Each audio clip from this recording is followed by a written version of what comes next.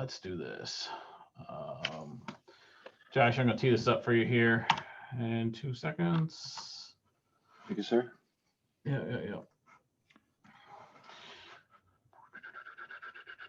What's happening? Screen share. Judo, sick chop. Screen 2, share. All right, Josh, it's all you, man. We're live. All right, man. So welcome everybody to the PromoStandards Education Series. So we're starting off this series with Inventory 2.0. You have Jon Norris heading it up here with myself and Paul Fleischman. So I wanted to thank everybody for taking the time out of their day, to join us here and learn some more information about PromoStandards, especially around Inventory 2.0. So it's a new endeavor for us at PromoStandards. We're excited. So I hope you guys are excited, and I hope you guys get what you need out of this and learn information. So, so what is the PromoStandards Education Series? With PromoStandards adoption gaining traction in the industry, we felt that it would be a helpful guide and educate our members on the standards. And we're going to start with inventory. And as we go on with these education series, we'll do more and more standards. We'll do business cases, use cases, and things like that. So bear with us. At the end of this session, there will be a survey sent out to each of the attendees. If you can please provide us with as much feedback as you can so we can actually continue this successfully. It'll help guide the next conversation, the next session everybody wants to hear about. So please, if you have time, please fill that out for us, and we'll keep this going. So each session will have a different panelist, like myself, Paul, and Jon here, but different sessions based on if it's technical or business related. We'll have a different panel based on their expertise or where they sit on either the PromoStandards board, or they sit on the standards committee, or they're just a supplier or distributor presenting. So I just want to thank everybody. I hope you enjoy it. Hopefully this continues and it's very successful. So thank you for joining. All right, thanks, man. All right, so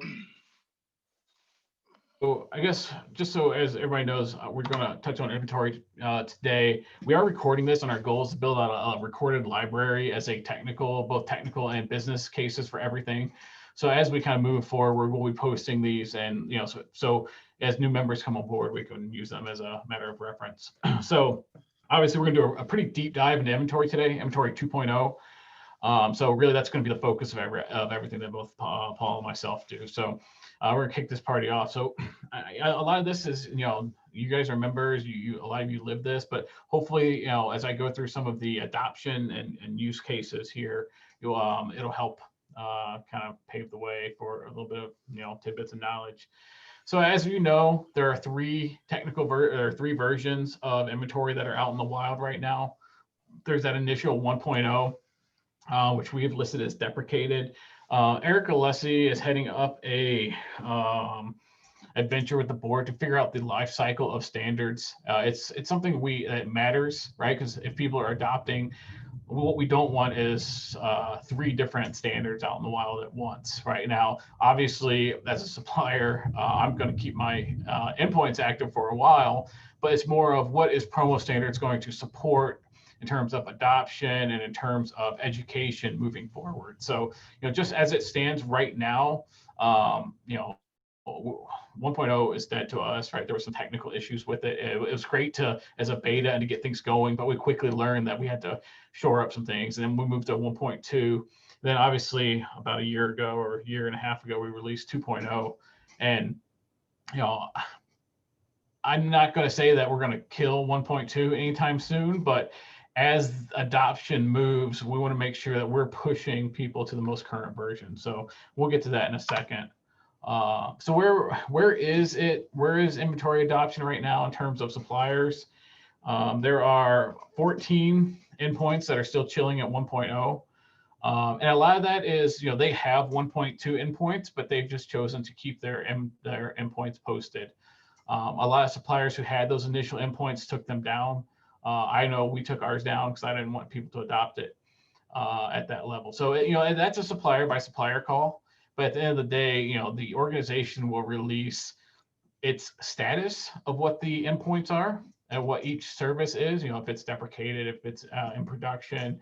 But we will have clear guidance as we move forward and mature on the life cycle of these things. So obviously inventory 1.2 is around for 5 years now. So it's got some heavy adoption as to be expected. So there's 110 suppliers who currently have inventory 1.2 endpoint out there. I apologize if you hear the thunder in the background. It's just the way it works apparently around here in Buffalo today. And now, obviously what we're here to focus on today is that inventory 2.0, which is that 63 number. I would say 75% of the suppliers with a 2.0 endpoint have a 1.2 endpoint. So there's a lot of carryover there, but we're obviously as an organization are going to focus on 2.0 adoption and as much as we can. So obviously I work for supplier Starline.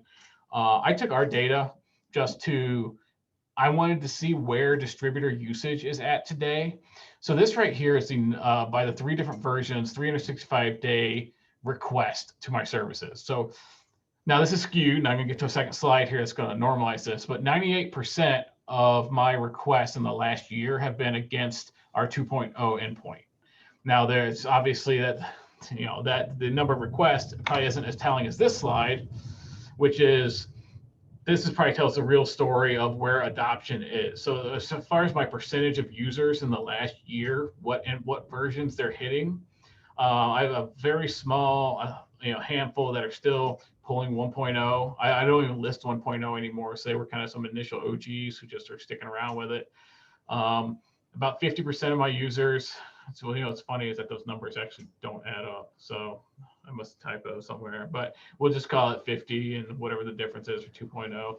But so 54% are on 1.2, and then the balance are on 2.0. So there are still as many distributor consuming the middle version as a 2. And our goal here is to push everybody to 2, and we're really going to show everybody why you should be at 2 and kind of the features moving forward, because in my opinion, 2 is so much further superior to 1.2 that it's kind of a no-brainer to move. And with the adoption of more supplier endpoints, it'll just kind of pull everybody along as well.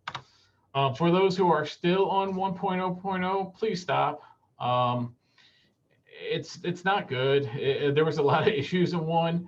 So my advice is if you're a supplier that's still chilling on 1.0, move straight to 2, skip 1.2. I think the more as a supplier, obviously you need to do what your customer base is looking for. But my personal advice there is kind of get off of it and let's get moving. So what do I want to do next? I'm kind of, this might not be news to those of you who have adopted 1.2, but there was really 5 big challenges that we had heard from the community and that we saw with the 1.2 version. Probably one of the most significant and probably one of the oddest decisions PromoStandards has made as an organization, and I guess one that I regret the most, is that inventory was not an ent in the initial standard, which we quickly saw how that turned into the wild, wild west of adoption. So, people were putting text in there, they were putting crazy things in there. Like, I think, we always joke that one person, and which is true, people would put in the word lots, LOTS, right? So that's we wanted to correct that. That had to go, The apparel suppliers quickly realized that they had a big issue with 1.2. The Sanmars, Alphas, and SNSs of the world, and the PCNA guys who store stuff in multiple locations. The aggregated inventory really did nothing for them. So we got some nice thunder in the background this whole time. This would be neat. Obviously, the people like BIC who manufacture stuff, does a lot of made to order, they kind of had a significant issue with it because they have really an unlimited amount of inventory. So they were forced to put in like 100,000 units of everything when it was actually, they were manufacturing on demand. And one thing that we learned early on, and Paul kind of cleaned up for us, we had really inconsistent error message handling. So one service to the next was not handling errors in the same way. So, every time you developed a new endpoint or you consumed a new endpoint, you had to, jockey around for different error handling.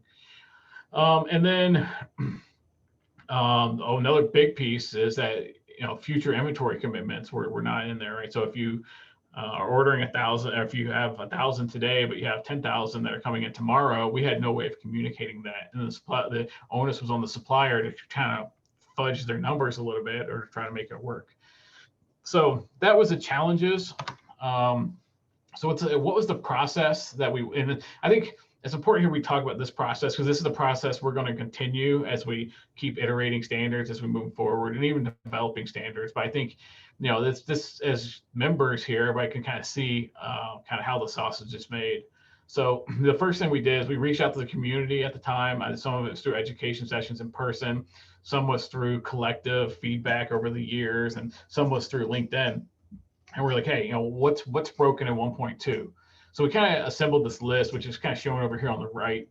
That we kind of list of really 10 things, change requests that were major change requests from 1 to 2, and we kind of threw that in front of the standards committee and the board. So from that, an RFS, which is a request for standard, was initiated, meaning that in order to we have a standards life cycle for how these things are created. So that's really the first piece is, the community kicks out a need, right? So we develop there's a need for a new standard. And then we have to give that some guidelines, what are the things we expect to accomplish in a new standard? And then what that does, it really gives our standards committee, which is our kind of technical arm, the guidelines and the marching orders really for what to create. So from that, standards committee, went after it, really, went through all the suggestions and reviewed them all, and then determined that some of them were not necessarily, not that they weren't good ideas, they really weren't feasible for a second version. Some things didn't make sense because other standards could handle some of that load. We'll get to that in a second. So, and oddly enough, it went through about 4 release candidates of kind of that whole dev cycle of back and forth between an RC1, then we get beta and find a few issues, go to and we did that 4 times with back and forth. So these things are vetted out. Sometimes stuff slips through, but it's probably because people are so ingrained in the process that they just kind of, it happens.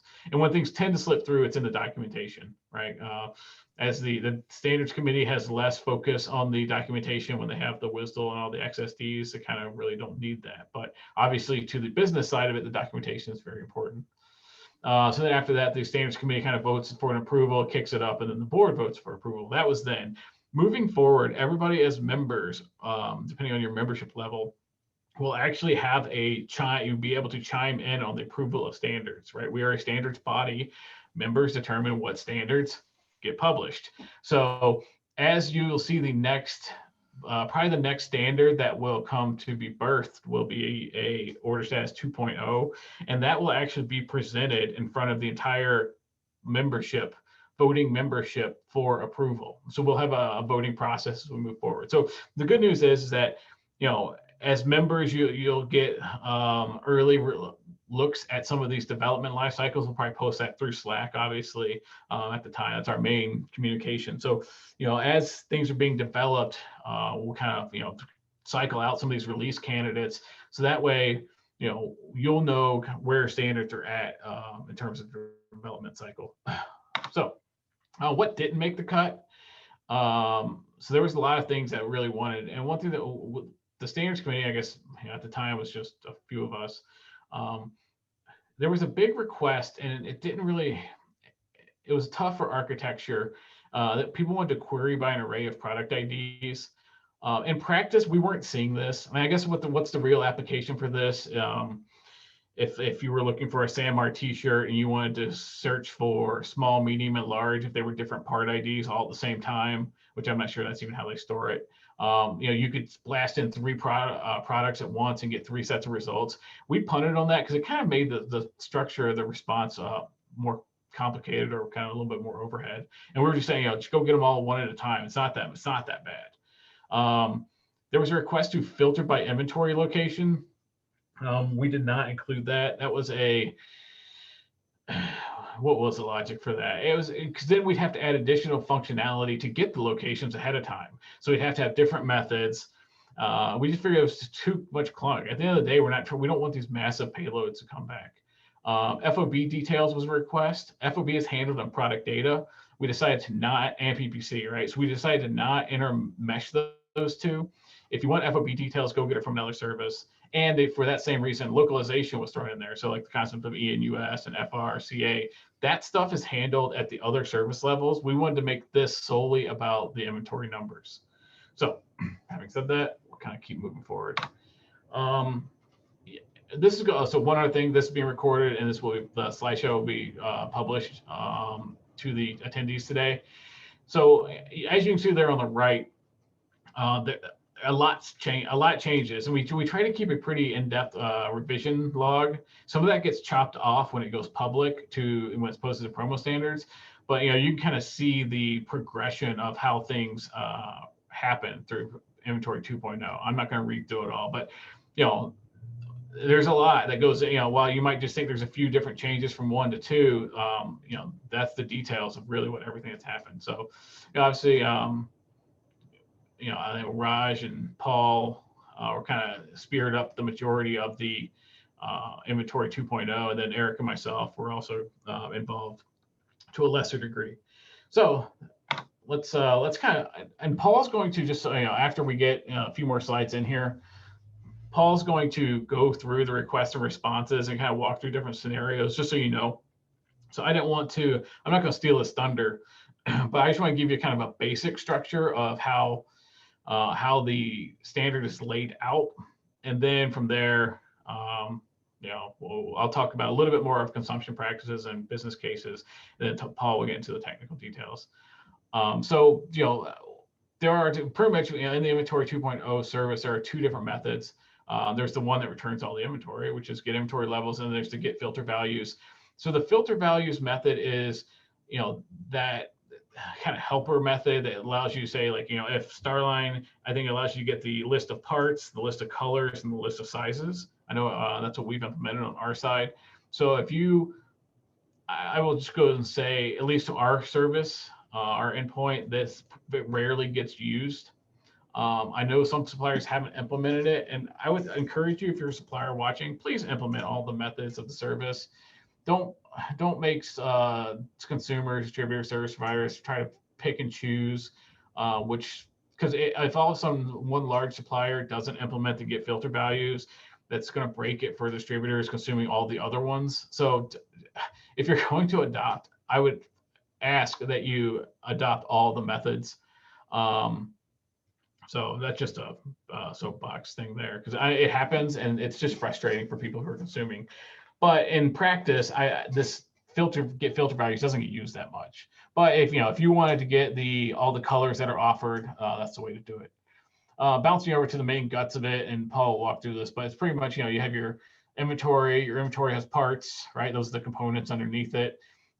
Your parts have locations, right? It's stored in Buffalo, Pittsburgh, Miami, and how much is in those locations. So that's that whole section of it, right? The quantity, and this is kind of the first time we introduced the reusable objects there. So that same quantity object is used for future availability.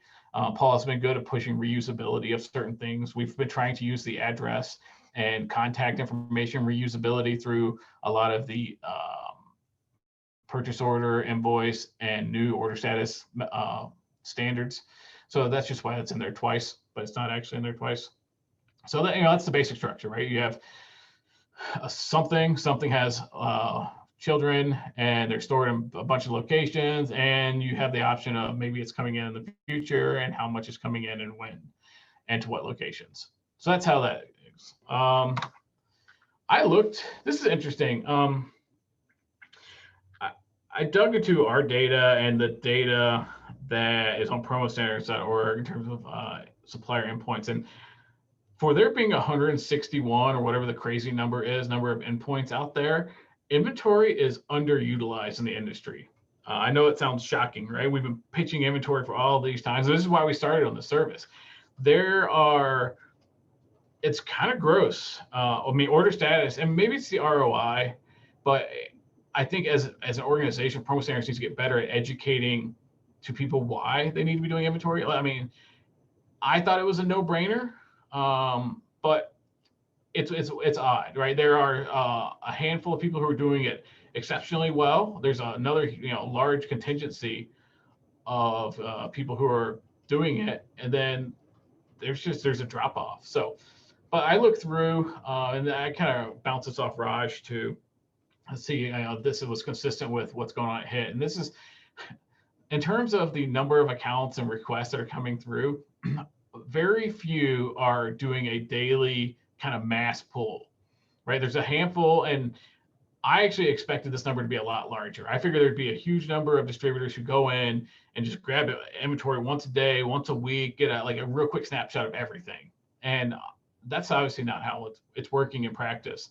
The majority of consumers today are doing an on-demand approach. So the way I discovered this is I took every day of every hour of every distributor that we're connected with, and you just see these 10s, 8s, 20s, 30s, and then the ones who are consuming daily, you'll see 20,000, 20,000, 20,000, right? So it's a huge difference between them.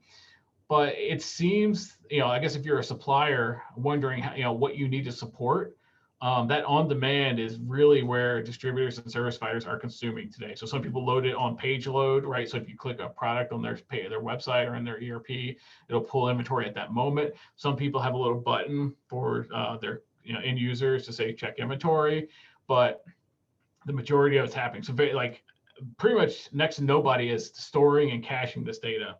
From my data, I couldn't actually discover anybody who was doing a weekly pull. Now, a weekly pull in inventory is pretty useless. And probably a daily pull is probably also as close to, now I won't say it's useless, but there are a lot of changes and variations in inventory that are just happening in real time. So maybe that is why the on-demand works. Now, I know some of those people who are doing daily plus on-demand. So they're doing daily for maybe search results, but then right before they place a purchase order, they're doing an on-demand inventory check. So some of that in combo, but it was surprising to see that there's not a lot that are just crushing it. In terms of crushing endpoints and pulling all the data. I think one thing that I'd like to see people moving towards in the future would be some sort of intelligent consumption, where if you are, Raj and I talked about this in future standards, to have a variability or how volatile is this data? This product never changes. It's a closeout, come get this information once a week. Or this is an active product where this is changing every 15 minutes. It's got a high volatility score. You might want to grab this. And so I think we'll tip hand to the consumers of what products probably should be refreshed at a higher rate. So it's just a few tips for suppliers who are publishing endpoints. Oh, my connection's so stable. Womp womp. Hopefully the rain stops here. So just real quick, just cache your stale data. If your inventory doesn't change that often, you don't have to go and crush your database every single time to get it. This is a huge one. I hear this all the time from distributors. Please make sure your services actually work. Just because it worked the one time you published it and you put it out there in the wild does not mean it still works. You might think it's awesome because the product you tried was awesome, but then they try another complicated product and it times out. So don't have distributors and service providers be your QA team. They don't like that. Trust me, I've learned. So just do some monitoring on your own services.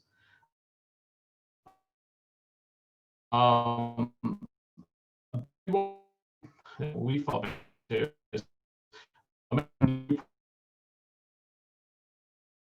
is we see this disconnect. Then lastly, if you're using an external vendor source for inventory, make sure that your internal and external numbers actually match.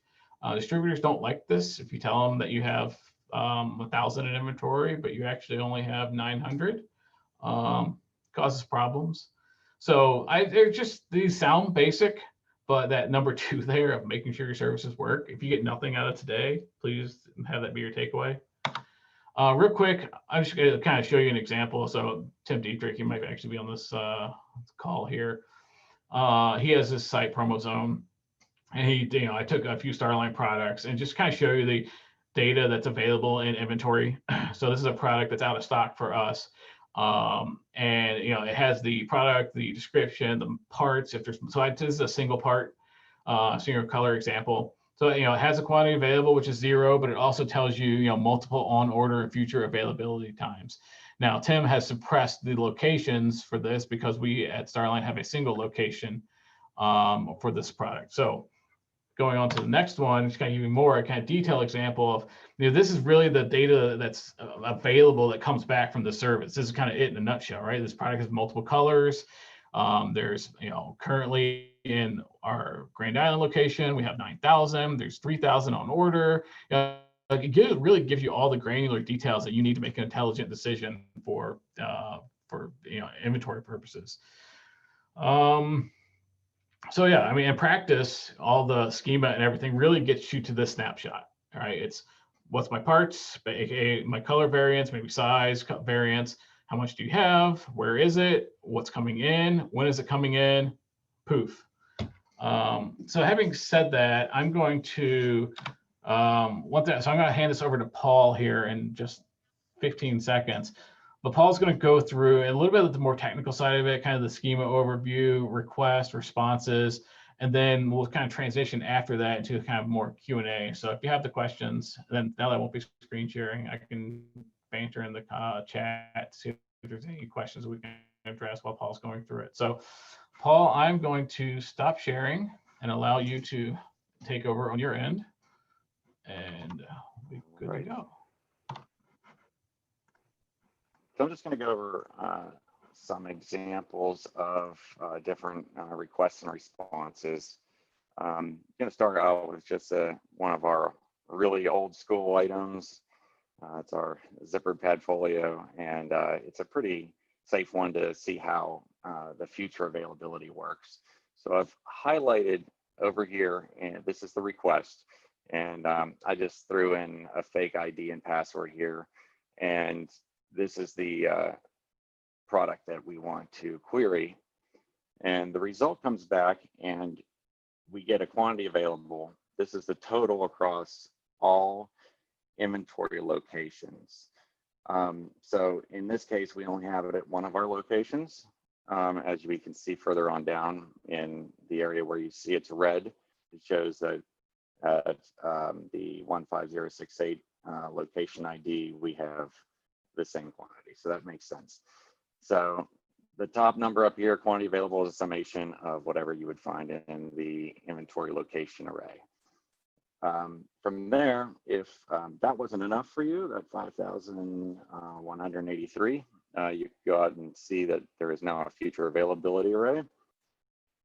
And that would show that we're going to have 5,000 coming in on the 5th of October.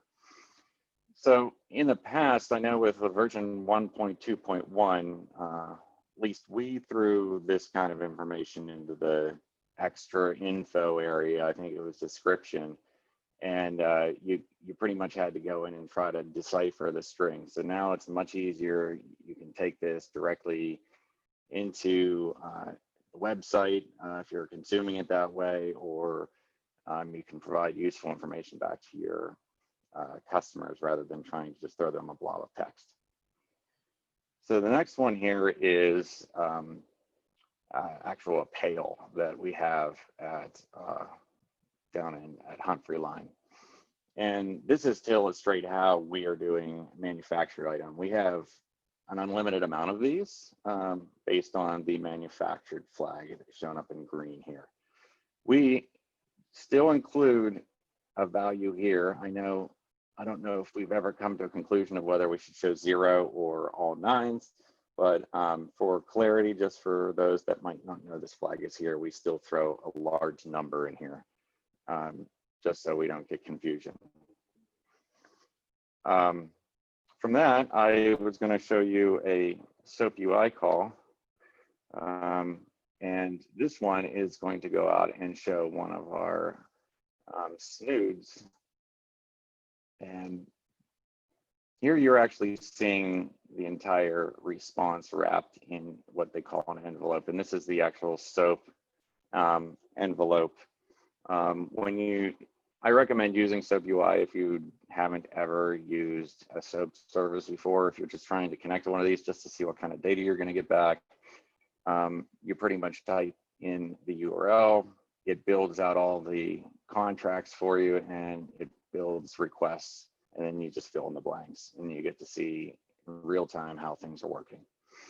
So in this one here, I did have one that showed, let's see, I had it where it was, we didn't have any available, and I wanted to show you that. Here it is. So here we have a quantity of, we don't have any more available of the black midnight snoods. I guess those are the most popular. And it seems like there's such in demand that I don't even know if we're going to get any more right now. So, but there's no future availability on that. Other things is if you are building this for as a supplier, please make sure you put a correct number in here, and just it's much better for a distributor or whoever's consuming this to get a date that is when the inventory actually changed. And if you're just wiping out all your data and bringing it all back in, and this date's always the time of which they queried the service, this does no one any good. So yeah, Paul, I was actually going to ask you that question. Would you recommend, because my guess is a lot of people are just putting in the query date. Are you recommending that somebody put in there the last time that inventory quantity changed? Is that what you're right? Yeah, that's what I'm saying, because this doesn't say last query. This is last modified. This is when the inventory was modified. So, I mean, obviously there is some kind of like slush here because of how systems update each other. But I mean, this is, if you're trying to go through inventory and determine if there's changes and how frequently items are changing, this is your best friend right here.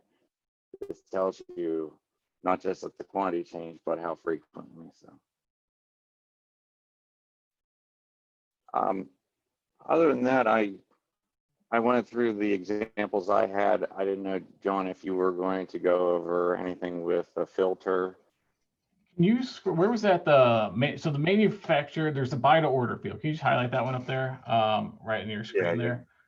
So what we did here, and this was another feature that I think suppliers have realized this is a reality. For example, a lot of retail brands, suppliers aren't necessarily keeping all the inventory on hand, but they can get it quickly. Right. So what we did here is this buy to order is kind of like, hey, I have 1,000 of these JanSport backpacks, but it's a buy to order. So, I'm going to put a true in that field, meaning that I can go get a lot more. And here's my future inventory availability. Maybe I will then at Starline say it's going to take me 2 days to get that availability, so I can show my future availability as 2 days out. Right. So this was that whole concept. It's different than manufactured items, which is right above that. Like manufactured is kind of, in Paul's scenarios, yeah, he's got unlimited amounts, right? In theory, he can just go out and make as many as he wants, not a problem. So the inventory doesn't matter as much. But the buy to order is like, I might have some, I might not, but I can go buy them on demand and fulfill, a reasonable size order. And that reasonable size order can be conveyed through future inventory. I would say in practice, I guess is where the debate gets in, is do you just assume that buy to order is unlimited, which in knowing your practice, it's not. And my guidance there would be, if you're going to set buy to order for true for that product, put in a future inventory availability date and quantity, because just because you can go out and buy a lot, it's still going to be a transit time to get them there. So if you can buy a lot tomorrow, put that tomorrow date in the future availability, or, there's a debate that says, would you put that in your current quantity available? My suggestion would be to put it in future. So you're not thinking that if they have a rush order for today, it's going to be in there. So that was kind of why we added that in there. Steve asked a question. So what does the part ID array? And we'll get to questions in a second, but Steve, we're going to answer your question. I see it. All right, Paul, you want to stop sharing your screen? Okay, so real quick, I don't think we need to share my screen, but here's how this is going to work. I will create a education channel in Slack, but we want to take a second here and answer any questions. I guess while Paul's here, he can help answer them. And Kim is actually going to, if you raise your hand, hit the little raise hand button, Kim will unmute you or allow you to show your face. All right. So I guess Steve, do you want to, Kim, can you find Steve in there and unmute him? Because I think I'd like him to provide a little bit of context. So Steve, can you let us know your question here? Yeah, well, the question was just, I believe you said that actually didn't make it into the spec. It was what didn't make it into the spec was that you could request multiple parts and products at once in one request. What we did is we added the filter array where you can do it by parts. You can't do it by products. Okay. So yes, so you were right. Where we did not allow multiple products requested at once, you can request multiple, or I guess, let's say I have a mug that comes in 4 colors. You can only request the part colors inventory for 2 of those parts, but they have to be part of the same product. So you can't go and get some random other part ID that doesn't belong to that part in practice. So is that so that's a good catch there. Yeah, thanks. that answers that. All right, thanks, Steve. Anybody else have a question, comments? I mean, I guess Matt's got a question here, so Kim's gonna let Matt kind of chime in here with his question. Okay, for products that we import, we don't know the inventory for those. So would that be buy to order? Would it be buy to order? I would say, so you keep 0, right? I mean, in theory, I mean, you just buy them. I mean, I would say my suggestion there would be do the buy to order as true. And then if you know that your import date is 45 days out or 15 days out, like I would use that future availability concept to indicate how long that lag is and that lead time. So I wouldn't just say 0 inventory, buy to order equals true without providing any sort of future context of future inventory. Okay. So good question. I mean, to add to that, there is another field in here called replenishment lead time. Okay, which is great also a way you can convey that. So you could say, I can get it in 10 days rather than a specific date. So that's actually probably better. So yes, good catch, Paul. So I guess I retract my future statement, my past statement. But yeah, I think buy to order, and if your replenishment lead time is replenishment amount is unlimited, just pass in a lead time of, call it 15 it's assumed to be days, not hours or anything wonky. I guess we should clarify that in the spec. The spec says time to replenish, buy to order, or made to order. So that's that whole, what's your manufacturing time for this if it's a manufactured item. Now, if you can get unlimited amount in 3 days, great. But if it's restricted, if you have the information, provide it. It's my kind of guidance. Anybody else have questions? There's some questions in the chat here. Stuart is asking, can suppliers send out multiple future availability options if there are more than one shipment coming in, hence sanitizer train wreck? Yes, I think in that example that I showed, or maybe it wasn't. I think one of the examples that I had multiple future dates. So that is an array. Stuart, you kind of, I don't know if you want to explain your question, but I think I pretty much got it. But does that make sense, Stuart? Yeah, it makes sense. So I was just kind of wondering, like during the hand sanitizer debacle, like the system seemed like it failed a little bit. and I just don't think we were ready for it, but and can hold it. But for each array for future availability, if there's like 3 shipments coming in, because that's kind of what started happening when stuff got really popular, there would be, you know, we got a container coming in on Monday, container coming in next week, and a container coming in after that. And here's all the colors and here's all the stock. Can we receive that okay that way? Yeah, I think in that example I had from Tim's site, promo.zone, yes, you can have a individual part ID can have multiple, it's an array, right? The multiple future available inventories, and those obviously all have their quantity information as well. So yes, that is 100% doable, and it's being done in practice right now. So Okay, cool. yeah. Thank you. Yes, there's another question here. Mike from ASB. Is the inventory, Mike, you can ask your own question, so I don't have to read it if you want. Yeah, I just want to know if the invitation location ID is always a zip code, or do we just ignore that and look for the postal code? Because it makes a difference for shipping and tax. So I noticed that with Paul. I guess Paul, yeah, Paul, you answer your way, and then I'll answer. I mean, I think the ID is an ID. It has no real significance there. In our specific implementation, we are using zip code that could change at any time. Okay. So yeah, you can't make an assumption around that. There is a place in there that returns the postal code, though. Yeah, I think I actually noticed the same thing as Paul was walking through that. I'm like, oh, he duped the postal code. But yeah, yes, I would say that all suppliers are going to be returning postal code. They're not going to infer that their postal code is their ID, especially when you get to like a Canadian province or something. So good question. Anybody else? I think we got the questions in the chat. And I think don't see anybody else raising their hand. Okay, so what next? So this was a kind of trial run here. We wanted to make sure that we could do this. We are going to send out a survey very shortly. Please fill it out. We're going to use that survey to figure out what works from here, what doesn't work, what you guys want to see, or you people want to see in the future. This was a members only session. We will probably, you know, we'll keep it this way for a little bit, is my guess, to make sure that we're getting the right stuff in here and driving that value.